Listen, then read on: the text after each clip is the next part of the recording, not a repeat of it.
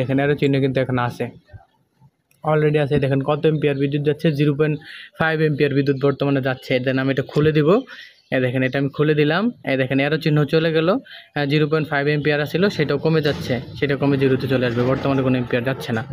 দেখুন আমরা একটা মিটার সংযোগ করছি, দেখেন এই মিটারে কি সমস্যা, যে সমস্যার জন্য বিদ্যুৎ বিল বেশি আসতেছে। দেখেন মিটারে ডিসপ্লেতে লক্ষ্য করলে দেখতে পারবেন, এই যেরকম ত্রিভুজ সিস্টেম একটা এরও চিহ্ন আছে। এই চিহ্ন দ্বারা বোঝাচ্ছে যে গ্রাহকের রিভার্স কারেন্ট যাচ্ছে, অর্থাৎ বাইপাস হচ্ছে।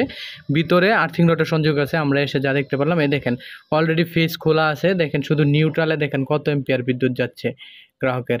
দেখেন নিউট্রালে এই যে 0.1 এম্পিয়ার যাচ্ছে, নিউট্রালে বিদ্যুৎ যাচ্ছে। 0.6 এম্পিয়ার বিদ্যুৎ যাচ্ছে শুধু নিউট্রালে। দেখেন আমি যদি এই নিউট্রালটা এখন খুলে দিই, দেখেন এটা ঠিক হয়ে যাবে। এই নিউট্রালটা আমি এখন খুলে দিব, দেখেন এর একটা চিহ্ন বসত, এরও চিহ্নটা এটা চলে গেছে, দেখতে পাচ্ছেন। এখন যেন আবার যদি এটা আবার দেই, দেখেন এই ত্রিভুজ এরও চিহ্নটা এটা বেশি আছে। তার মানে এরকম চিহ্ন থাকলে অবশ্যই বিদ্যুৎ বিল বেশি আসবে।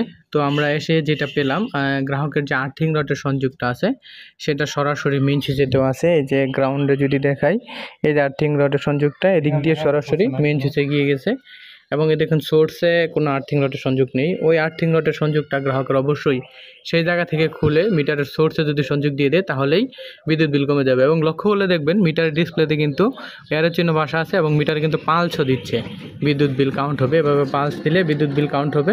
দেখেন আবার লাগাইলাম, দেখেন এরও চিহ্ন কিন্তু এখনও রয়েছে, সেটা যায় নাই, সেটা যাবে না যতক্ষণ পর্যন্ত মেইন সুইচ থেকে সে আর্থিং রডের সংযোগ বাহিরে সোর্স মিটারের সোর্সের নিউট্রালের সাথে পেঁচিয়ে না দিবে, ততক্ষণ পর্যন্ত এটা যাবে না। ওই জায়গা থেকে খুলে দিলে চলে যাবে। দেখেন এরও চিহ্ন কিন্তু এখন আছে, অলরেডি আছে। দেখেন কত এম্পিয়ার বিদ্যুৎ যাচ্ছে, 0.5 এম্পিয়ার বিদ্যুৎ বর্তমানে যাচ্ছে। দেন আমি এটা খুলে দিব, দেখেন এটা আমি খুলে দিলাম, দেখেন এরও চিহ্ন চলে গেল।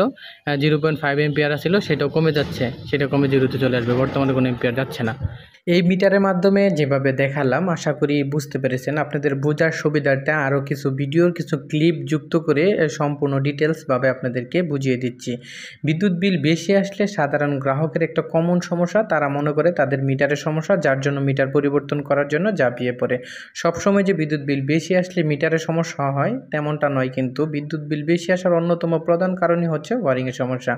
স্ক্রিনে লক্ষ্য করলে দেখতে পারবেন অন্য একটি মিটারের আর্থিং রডের সংযোগটি কীভাবে সরাসরি মেইন সুইচে দেওয়া আছে।